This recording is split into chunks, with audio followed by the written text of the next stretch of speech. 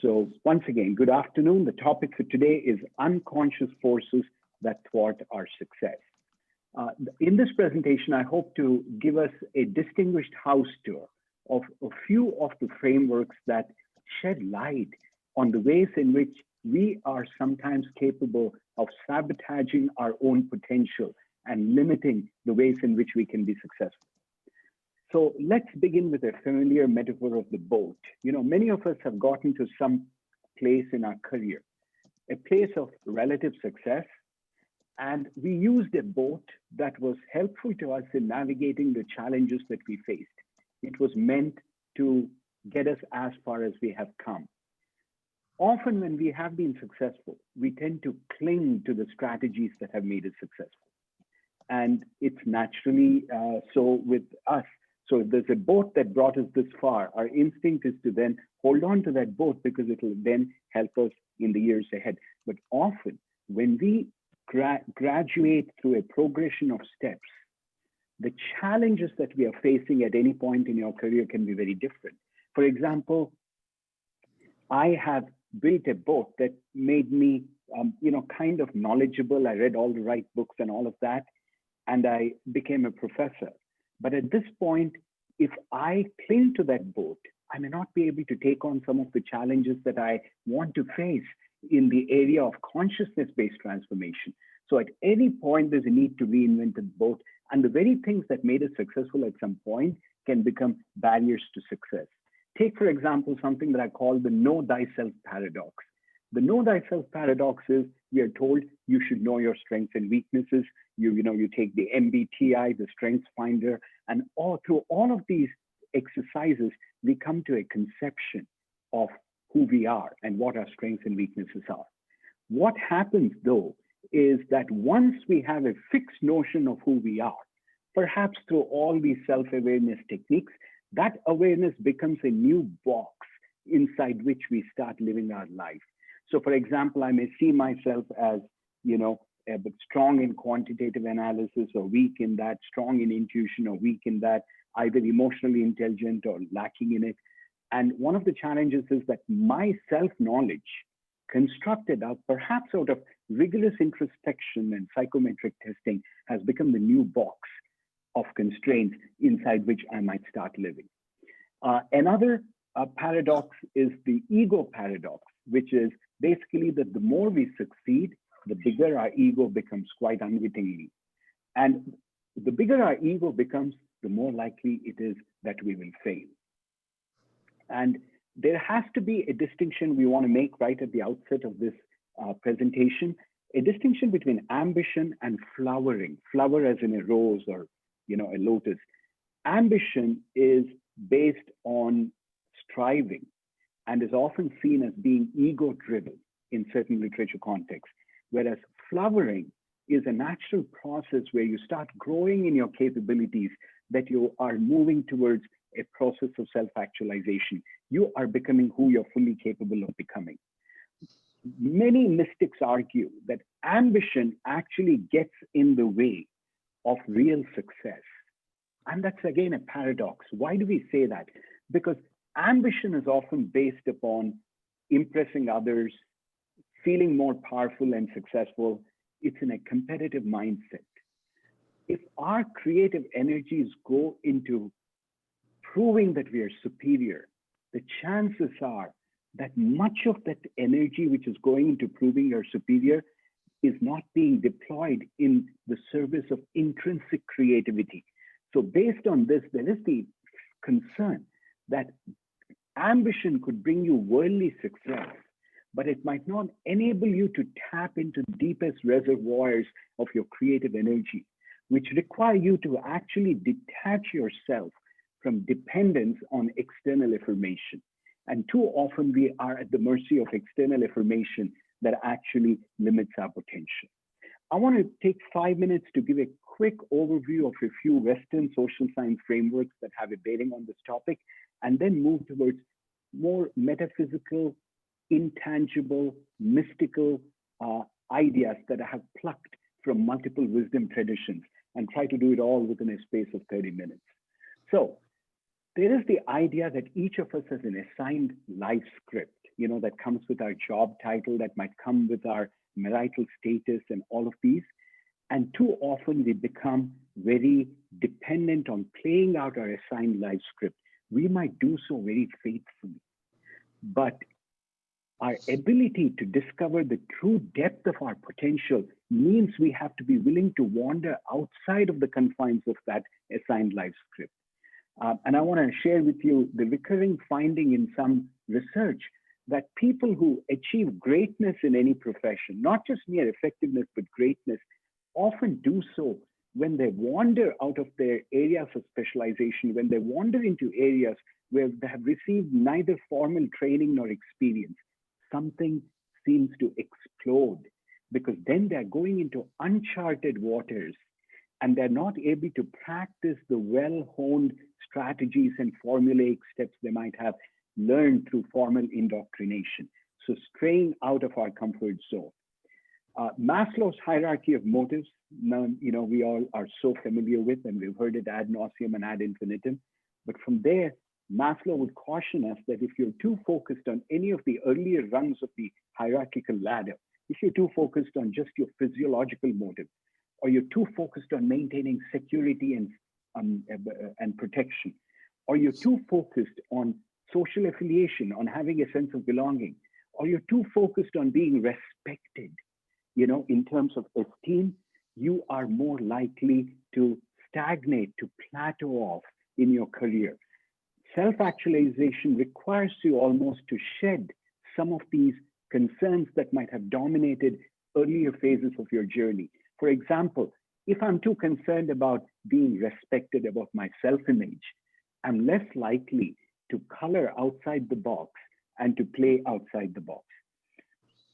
Herzberg's two-factor theory, which was invented right here in Cleveland, places the emphasis on intrinsic motivation, talks about how so much of us are hooked on extrinsic motives. That could be salary, that could be external recognition, that could be promotions, that could be rewards. And to Herzberg and others who have followed in his tradition, dependence on extrinsic motivation actually takes away from excellence. Why does that happen? There were a series of experiments that were performed where they identified kids who were good at drawing, little kids good at drawing, and they started giving them rewards for drawing. It's a very interesting finding in the study. Started getting rewarded for their drawing, their excellence as artists actually plummeted. It reduced. You would think that if I'm being rewarded for drawing, I would actually become a better artist. The paradoxical finding that your performance may actually go down with external rewards is explained by the fact that true excellence requires your desire to do something because you find it intrinsically joyous. Your creativity flourishes when you're doing something because you enjoy doing it, not because you're being rewarded for it. And therefore, if you start rewarding people, the concern is that you will actually weaken the depth of their intrinsic motivation. You might increase their extrinsic motivation, but their intrinsic motivation will fall. And true genius and true creativity only comes through the flowering of one's intrinsic motives. I want to touch briefly upon Edgar Schein and his framework of career anchors. So Edgar Schein has a book called Career Anchors, and it's an interesting question that he asked. He studied students at, in a longitudinal study at various parts of their career, trying to understand what is associated with, times when they seem really fulfilled and satisfied with their jobs and firing on all cylinders. And he came up with the idea that just as a ship has anchors, even us as human beings have certain professional anchors that seem to give us a sense of steadiness and fulfillment. His belief was that each one of us is an anchor.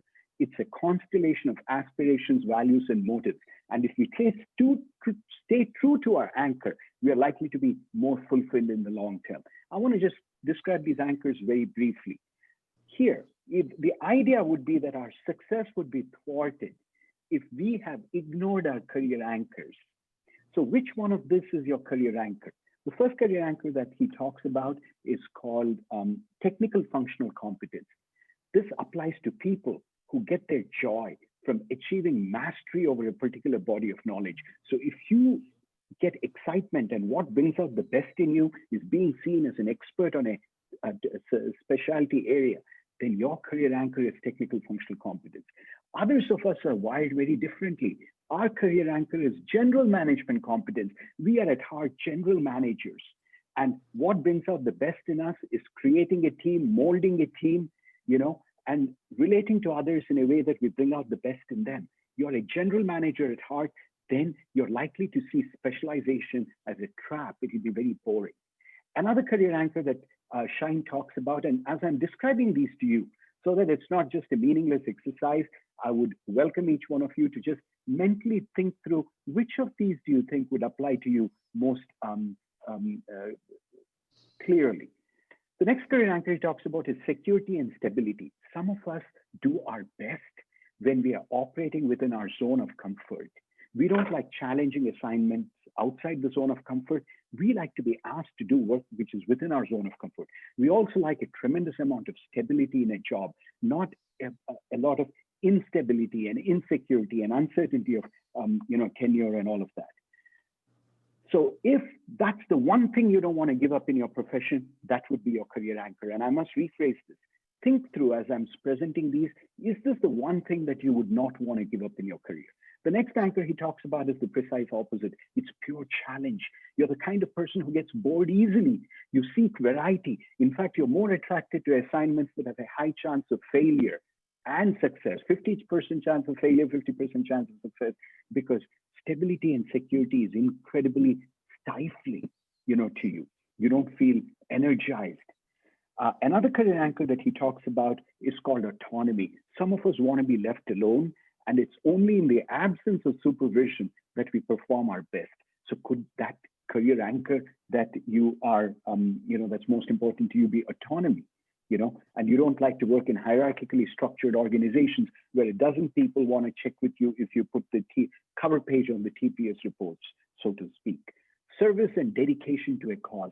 Some of us, the kind of work that brings out the best in us is service, serving other people, or dedication to a cause, perhaps as an executive director of a nonprofit that focuses on concerns most important to you. Another career anchor that he talks about is entrepreneurial creativity. You're somebody who loves to start and grow businesses rather than go work for an employer. And the final 8th career anchor that Edgar Schein refers to is lifestyle balance, which is perhaps the majority of people who say, you know what, my primary commitment is to my personal life, the relationships that I have with people, and I need a job and I'm willing to do any kind of work. But the only requirement that I have is that my job give me enough income to take care of the people most important to me and leave me with enough time to pursue the interests that are more important to me, where your lifestyle balance is what matters most to you. So Edgar Schein also has a questionnaire, and I think it's available online to help you understand what's your career anchor.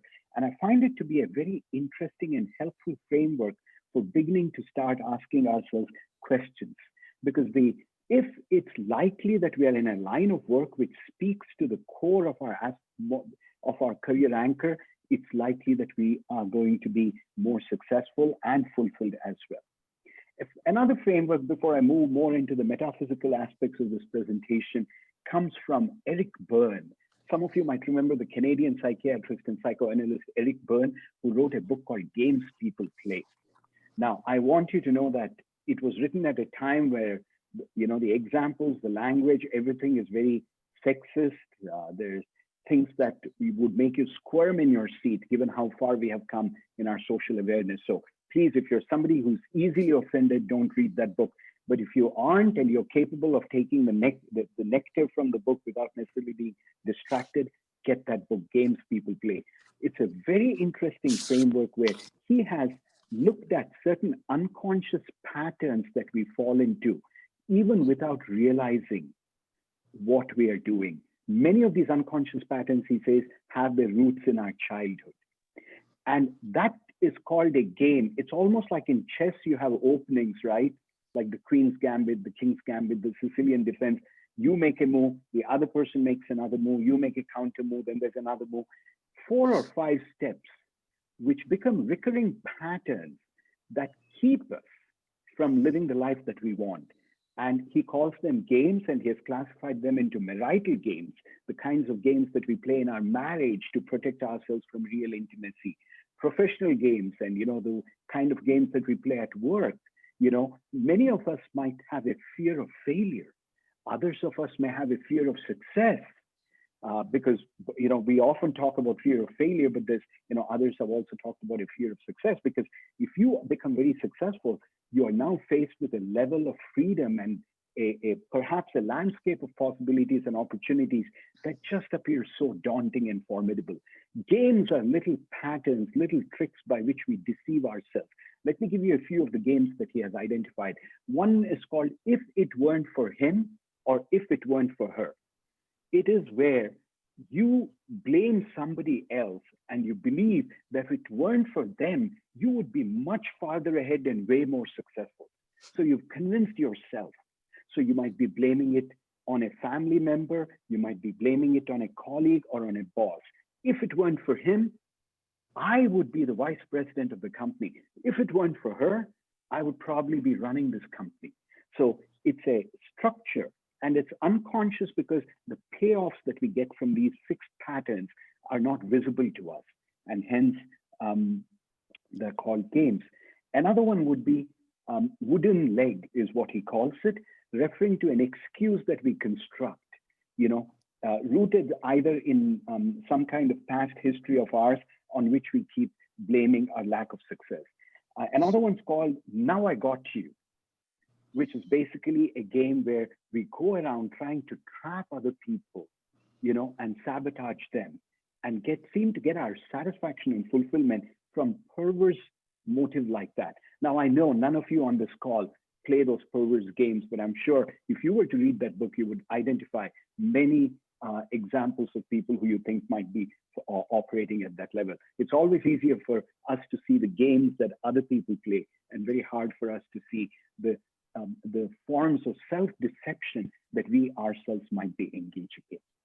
I want to shift gears and spend the last 10 minutes of our presentation on what I call the stuff that we don't know that we don't know. As you know, in epistemology, there's a classification of knowledge into things that you know, things that you know that you don't know. For example, Edgar Schein's career anchors, Maslow's hierarchy of motives. These are the things that we know that we don't know. If we read up on them or you hear a webinar on them, they become very clear. But there's another level of knowledge, which is called the things that we don't know, which is almost they're hidden from us. They often take the form of patterns that we ourselves don't see. So let me give you an example of the things that we don't know. One of them is called the fish tank parable. And it requires a little bit of suspension of rationality for you to get the point of the fish tank parable. What is the fish tank parable? The fish tank parable is simply the idea that you take a fish tank, you have big fish on one side of the tank and small fish on the other side of the tank. The big fish will instinctively try to eat the small fish.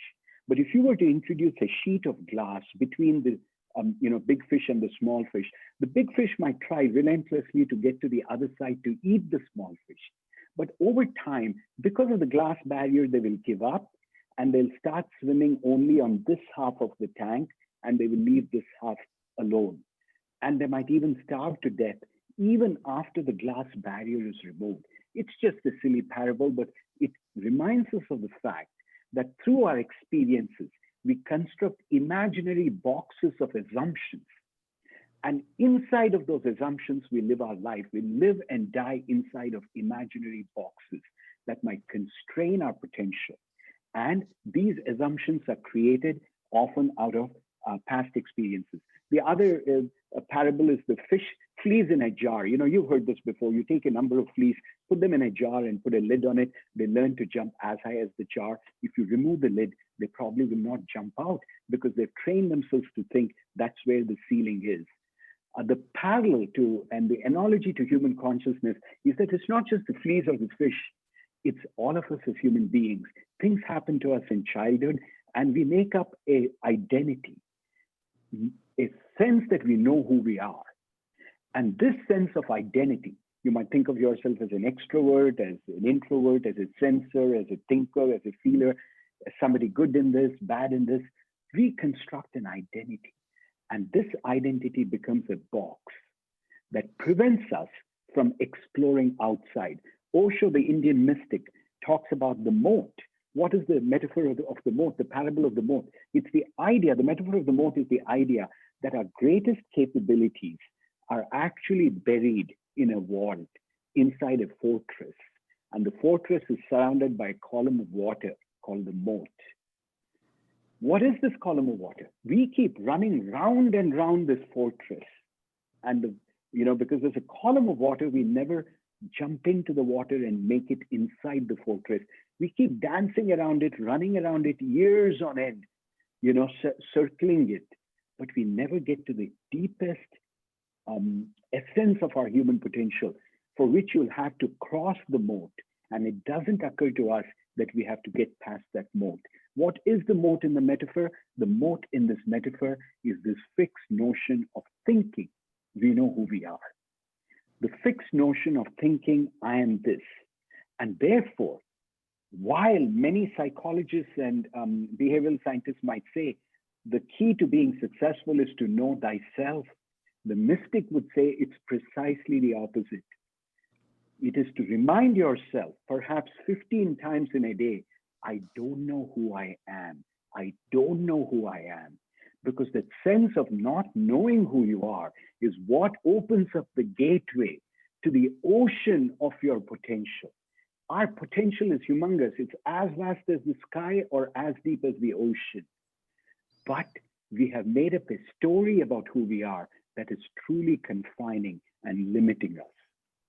So part of what happens is I want to share with you a concept called the winning formula, which I think it was landmark education that built on Eastern traditions, in my view, to come up with an idea called the winning formula. It's a simple concept that says that we have faced moments of deep insecurity in our lives. And as a result of those insecurities, we have developed an automatic way of being that enables us to cope with the insecurity that we faced. For example, my winning formula is to act nice, smart, and goofy, right? Why do I act nice, smart, and goofy? That's something that I developed in response to moments of pain, failure, and shame, and the insecurities that I've faced. So a winning formula, what is it? It's a fixed way of being that is guaranteed to produce a result. Yes, it is guaranteed to produce a result, and it will bring you much outward success. Because that formula has worked, it was your coping mechanism. But the Eastern mystic would say the fact that brings you much outward success makes it your crutch. You become dependent on it. You repetitively enact your winning formula over and over again, ad nauseum, ad infinitum, producing the same results that you've always produced.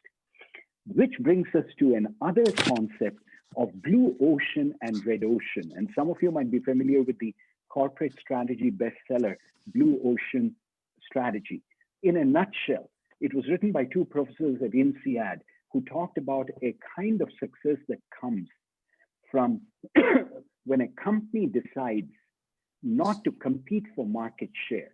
So the red ocean spaces in business are the highly contested spaces where there's a lot of competition, the fast food industry. People are trying to kill each other off, and hence the metaphor of red ocean. Imagine a part of the ocean where the waters are turning red because people are stabbing each other. They're bleeding into the water. That's a highly competitive, contested space. A company can decide to swim away from this highly contested space and say, you know what? I'm done with this. I will do something that I find intrinsically enjoyable, creative, and I will play in my own waters, area of the waters where there's no competition, where the water is still blue and no one's stabbing me in the back and making me bleed, causing the waters to turn red. That's blue ocean. How do we bring this to life through an example? The authors talk about Cirque du Soleil. Cirque du Soleil had an option of being either a circus or a company or a theater company. Either way, they would have been in the red ocean waters. Instead, they decided to move into becoming circus theater, which is a domain that no other company has competed with them in. Think about it, even today, they are the only circus theater company in the world. Now, how does this apply to concepts on corporate strategy? But I want to invite you to think about it in the context of our own lives. What would it mean for each one of us to develop a blue ocean strategy? Most of us go into professions based on examples on what our neighbors did, what our parents told us we should do.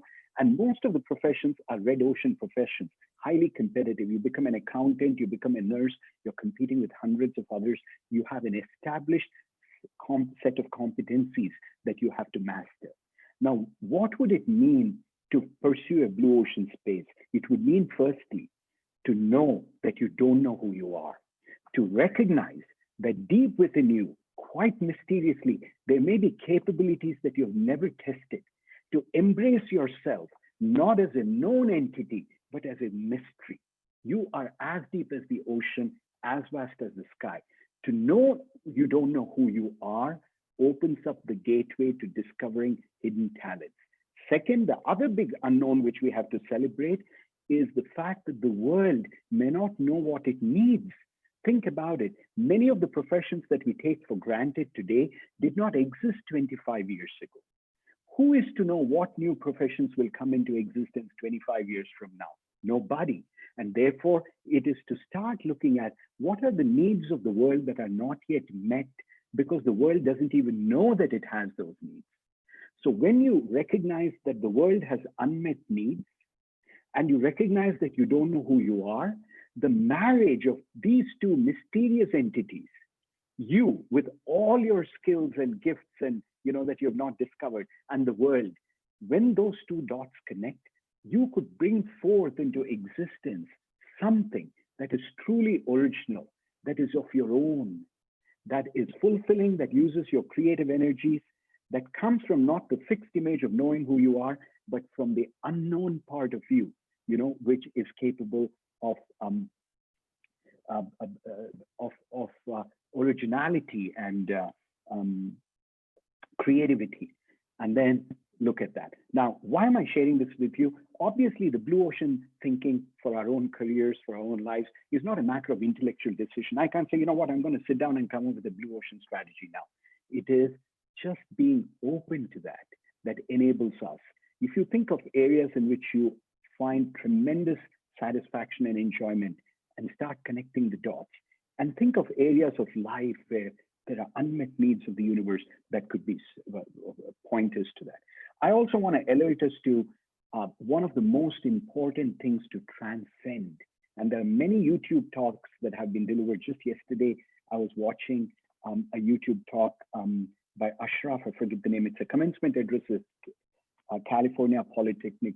It's amazing, where he talks about the biggest thing you have to be concerned about is our fear of making a fool of ourselves and our dependence on perfectionism. Many of us want to be perfect at what we do, but you have to be willing to make a lot of mistakes. You have to be willing to open 99 wrong doors, as Osho says, to be able to reach to that one right door. And too often we don't allow ourselves the luxury of that. In fact, shame is something that holds us back. The Harvard Business Review article, which is called "Stop Holding Yourself Back," talks about our concern with our own self-image and protecting that self-image and waiting for permission as two things that really hold us back. The shame, this idea that there's something wrong with me, I might make a fool of myself, I may be a failure, is so scary that many of us expose ourselves to the biggest risk of our lives, the risk of not trying. And therefore, to make friends with failure, to see that failure is really an ally and not an enemy, to realize that shame, which is trapped within us, comes from the panoptic gaze of many people. And I want to share this concept called the panoptic gaze that came from the French philosopher Michel Foucault. It's the idea that in our consciousness, there are imaginary eyes that are constantly looking at us. We had caregivers while we were growing up. Some of them looked at us with certain fears and anxieties about us, and they projected those into us. Some people looked at us with hopes and expectations, and those two got projected onto the sky of our consciousness. That today we carry these panoptic gazes. For example, I might have shared this with you on a previous webinar where my mother was always worried that I would not manage my money wisely. Her panoptic gaze is still with me. When I go to a restaurant, and of course I don't go to restaurants anymore, but when I did go to restaurants before the pandemic, if I ran up a check for $50 or $75, my mother's, although she's passed away 2 decades ago, her eyes would appear along with the check. And she would be looking at me from heaven saying, you are a college professor, you should be eating in Chipotle. Why are you coming here and spending $50 on this meal? Her fears still live within me. And you can see how many of us, our inability to blossom into who we are fully capable of being is held in check by these fears and anxieties with which our parents might have looked at us, our caregivers might have looked at us. They meant us well. You know, often people mistake loving somebody with worrying about them. A lot of us as parents learn to worry about our children because we equate that with love. And many of us have been loved in that way. Our parents worried about us, and that's how we knew they cared about us. The other is hopes, and I've shared the example of a friend of mine who's doing a PhD in nursing at a nursing school, who hates doing her PhD but loves being a nurse because her grandfather had said 20 years ago, I want you to get your PhD. So there's so many ways in which the hopes and expectations of people keep us within a box that prevents us from exploring the depth of our potential. So I would say, be shameless, play full out. Seriousness is a disease, says Osho. And the best way to bring out the best in us is to be sincere in all that we do, but to be non-serious and to see life as a game and to see your own life as a movie and to take those chances that we might otherwise not be open to taking. It's the end of the seminar at this point. This is the point at which I formally conclude the seminar and say we are at the end of our 30 minutes. But as you know, I will linger on for a few more minutes to take any comments or questions or clarifications that may be raised. There is no obligation on your part to stay. If you feel you're done, you're welcome to leave the seminar at this point, the webinar at this point. As I said, there is a YouTube channel I have created called Why Life Sucks. Please feel free to subscribe to that channel. And if you have any questions or anything that seek clarification, I will be here for a few more minutes. Feel free to raise anything. Your microphones are unmuted. I'm going to stop the recording at this time so people don't feel that their questions are also going to be recorded. I'm going to stop recording and